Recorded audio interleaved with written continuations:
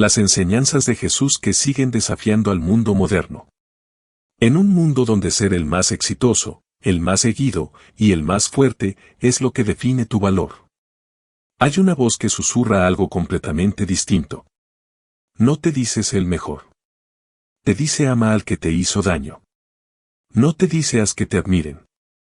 Te dice sirve en silencio. Hoy te voy a contar por qué las enseñanzas de Jesús no son antiguas. Son peligrosamente actuales. Y cómo, si te atreves a vivirlas, no solo cambiarás tu vida, podrías incomodar al mundo entero.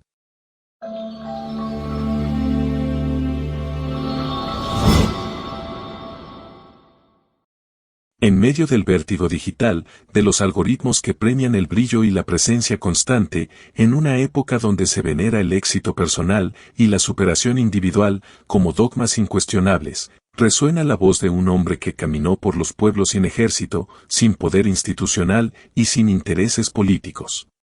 Un hombre que hablaba con paradojas que incomodan, con palabras que contradicen la lógica del triunfo moderno. Jesús de Nazaret sigue siendo uno de los líderes más radicales que han pisado este mundo. Y, curiosamente, sigue siendo ignorado por muchos que dicen seguirlo. Sus enseñanzas no se diluyen con el tiempo. Al contrario, hoy parecen más incómodas que nunca. Amar al enemigo, renunciar al orgullo, servir a los últimos. No es solo que esto sea difícil. Es que va en dirección contraria a todo lo que el mundo moderno celebra. Jesús lava pies, se deja traicionar y abraza al leproso. El Evangelio sigue siendo profundamente contracultural. Tan radical que quienes lo viven en serio no parecen normales. Son personas incómodas, inquietantes, que desordenan el mapa emocional de quienes los rodean. En este video narrativo, exploraremos 3 enseñanzas de Jesús que siguen desafiando al mundo moderno. Lo haremos con profundidad, con testimonios reales y con citas bíblicas que nos recuerdan que el mensaje sigue siendo claro, pero cada vez más difícil de asumir, en una época que exalta la autopromoción, la acumulación y el control. Amar al enemigo. La revolución del corazón. Jesús dijo en el Evangelio según Mateo capítulo 5, versículo 44, pero yo os digo, amad a vuestros enemigos y orad por los que os persiguen. Esta frase, tan conocida, es quizás una de las más ignoradas por quienes dicen seguir a Jesús. Amar al enemigo no significa simplemente no hacerle daño. Significa desear su bien, buscar su restauración, orar por él, incluso si nunca cambia. Es una revolución silenciosa que ocurre dentro del corazón humano. En una cultura que vive de la polarización, de la división política, social y económica, esta enseñanza es directamente revolucionaria. La sociedad moderna nos empuja a definir al otro como amenaza, como competidor, como adversario a derrotar. Pero Jesús propone lo contrario. No una utopía ingenua, sino una espiritualidad profunda que libera al ser humano del odio que lo consume desde dentro. En Guatemala, conocí a Imelda, una madre que perdió a su hijo por un ataque de pandilleros. Durante años vivió con una furia que la enfermaba físicamente.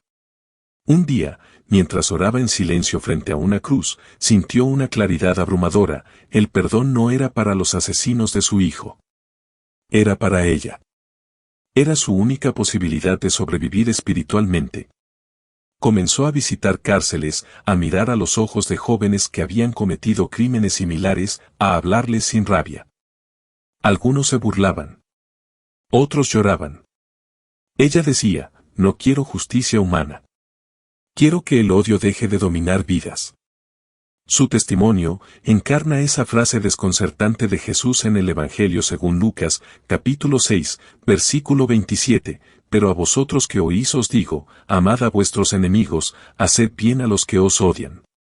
Imelda no dio conferencias. No escribió libros. Pero esa decisión de amar sin condiciones sacudió comunidades. Mostró una espiritualidad que desarma más que 1000 argumentos. Renunciar al orgullo, un acto de invisibilidad voluntaria. El orgullo es una sombra que se camufla. No siempre se expresa como arrogancia explícita. Puede parecer disciplina, liderazgo, excelencia.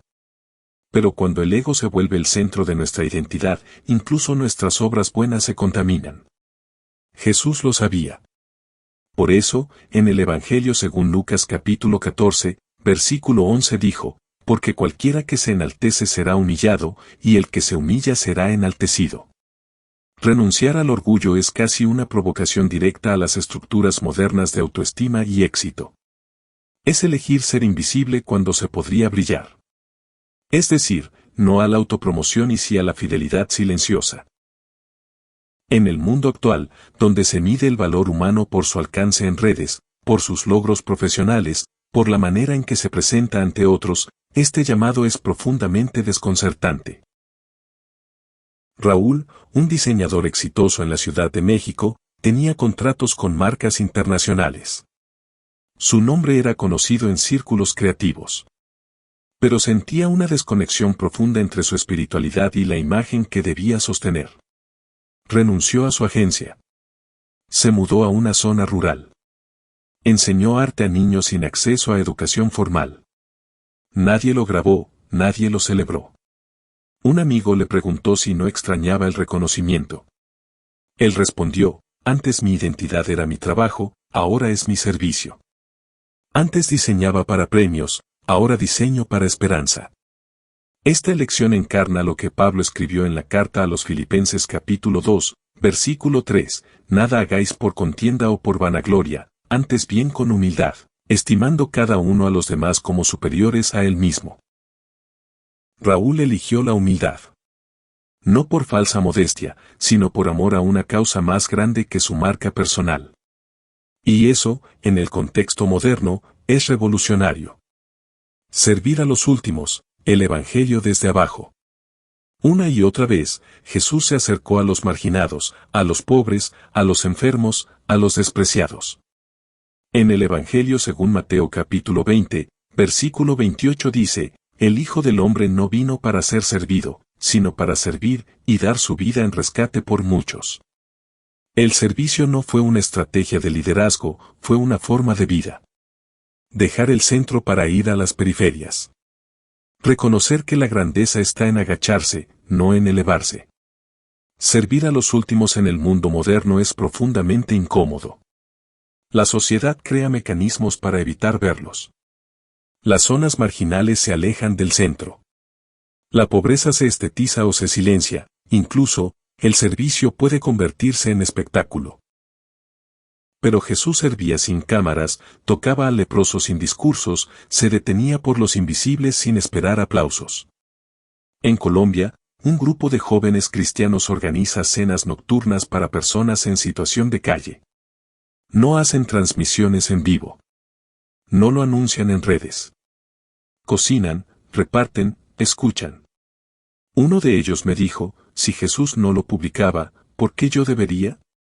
Esta forma de servir encarna el Evangelio en su expresión más pura. No como estrategia, sino como entrega.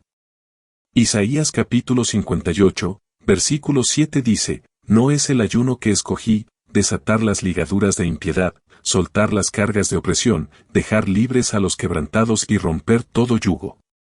No es que partas tu pan con el hambriento, y a los pobres errantes albergues en casa. Servir a los últimos no es una opción piadosa, es el corazón del Evangelio. El choque cultural, espiritualidad incómoda en tiempos de autopromoción. Hoy, se celebra el empoderamiento personal como meta. Se habla de autenticidad, de éxito, de construir tu mejor versión. Pero Jesús propone lo contrario, en el Evangelio según San Marcos, capítulo 10, versículo 43 dice, pero no será así entre vosotros, sino que el que quiera hacerse grande entre vosotros será vuestro servidor. Este tipo de liderazgo no cabe en libros de management. Es un liderazgo que se arrodilla. La tensión entre el cristianismo radical y el mundo moderno es cada vez más evidente.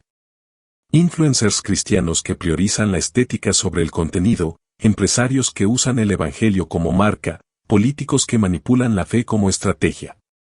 Todo esto distorsiona el mensaje de Jesús, porque lo convierte en herramienta de poder, en lugar de fuente de entrega. La espiritualidad incómoda nos llama a una fidelidad invisible, a resistir la tentación del brillo, a recordar que el Evangelio no busca aplausos, busca transformación. Que la cruz no fue una estrategia, fue una entrega total. Incomodidad santa para un mundo que olvida. Estas enseñanzas no son reliquias antiguas, son bombas silenciosas. Semillas que, si se plantan en serio, pueden desestabilizar sistemas enteros, desde la lógica del poder hasta la ilusión del éxito. Amar al enemigo no se trata de negarse a la justicia, sino de liberarse del veneno del odio. Renunciar al orgullo no es borrar la identidad, sino construirla sobre fundamentos más profundos. Servir a los últimos no es caridad, es revelación. Es mirar al otro y descubrir que no está más lejos de Dios que nosotros. En un mundo que corre tras títulos, números y notoriedad, el mensaje de Jesús sigue siendo el único que se atreve a mirar de frente al sufrimiento, al rechazo, al silencio. Y no huye, lo abraza. Jesús no vino a enseñarnos cómo tener éxito. Vino a enseñarnos cómo morir a nosotros mismos para que la vida verdadera pudiera surgir.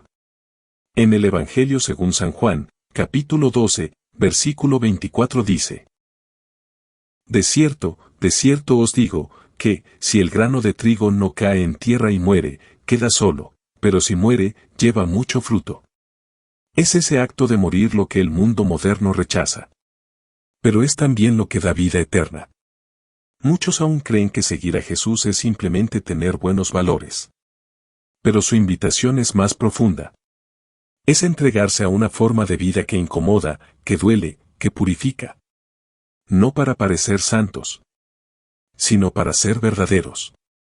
En esta generación de ruido y velocidad, quizás el mayor acto revolucionario sea vivir en silencio fiel, amar sin condiciones, servir sin fotos y renunciar al yo, que exige ser visto. No es fácil. No es popular. Pero es eterno. ¿Y tú? ¿Estás dispuesto a incomodar al mundo con el tipo de amor que no se puede explicar, solo encarnar? Si este mensaje tocó tu corazón, suscríbete, danos un me gusta y activa la campanita para saber cuando subiéremos otro video. Que Dios te bendiga siempre.